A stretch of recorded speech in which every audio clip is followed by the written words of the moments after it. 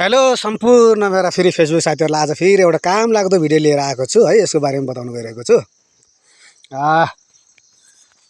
खास गरेर यसलाई चाहिँ मिनी टिलर भन्छ है। कहिले पावर टिलर भन्छन्, कहिले ट्र्याक्टर भन्छन्। यसका आफ्नो आफ्नो थुप्रै नामहरू छन्। यो चाहिँ यहाँ नाम छ,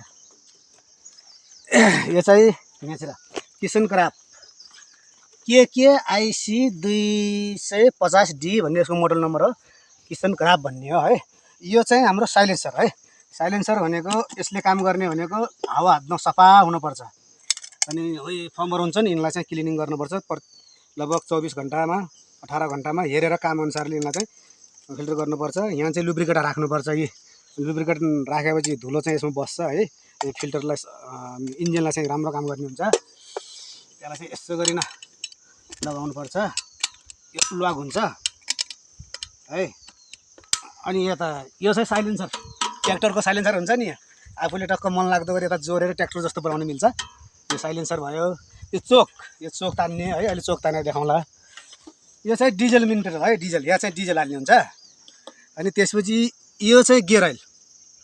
यो चाहिँ गियर अइल हुन्छ है। 1 लिटर गियर अइल खान्छ। अनि यहाँनिर चाहिँ यसको मोबिल हुन्छ। यताबाट मोबिल हाल्ने हुन्छ भने फाल्ने तलबाट हुन्छ है। लगभग 100 घन्टा बराबर भयो भने यो मोबिल नयाँ चेन्ज गर्नुपर्छ भने यसको हुन्छ।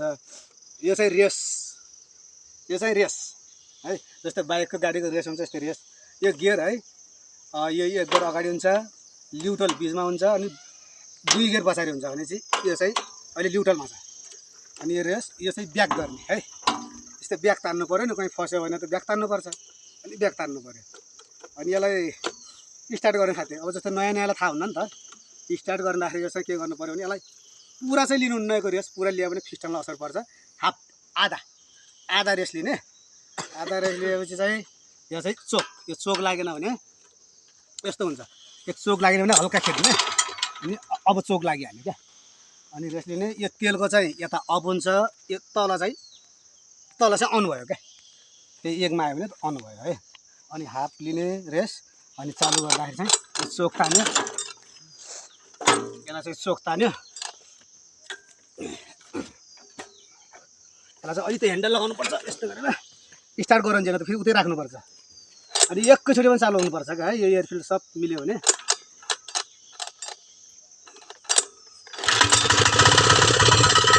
चालु भयो है। अब यसलाई चाहिँ म अटो सिस्टमले गर्छु।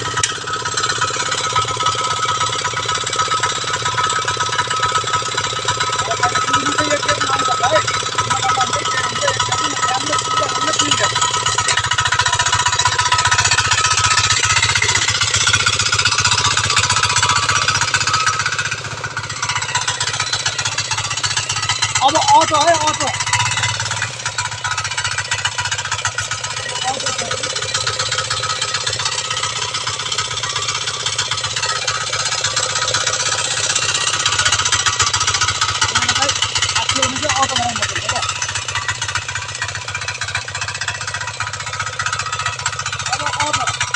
अटो भनेको चाहिँ आफै जोत्दियो, आफै जोतेर जान्छ।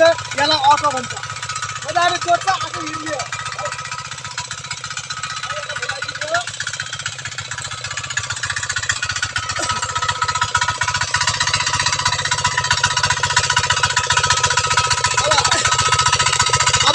जस्तो हात पाटिया जोत्दाखेरि हात पाटिया पनि उसले आफै जोत्ने हो क्या अटो। अटो मजाले बस्छ, मजाले हिँड्ने हो, जोत्ने हो। धेरै अप्ठ्यारो छैन।